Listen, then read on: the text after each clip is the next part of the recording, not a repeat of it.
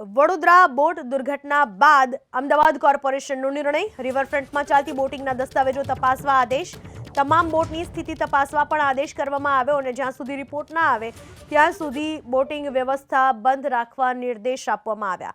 કોન્ટ્રાક્ટરને તમામ પુરાવા અને બોટની સ્થિતિના ફિઝિકલ રિપોર્ટ રજૂ કરવાના આદેશ કરી દેવામાં આવ્યા છે.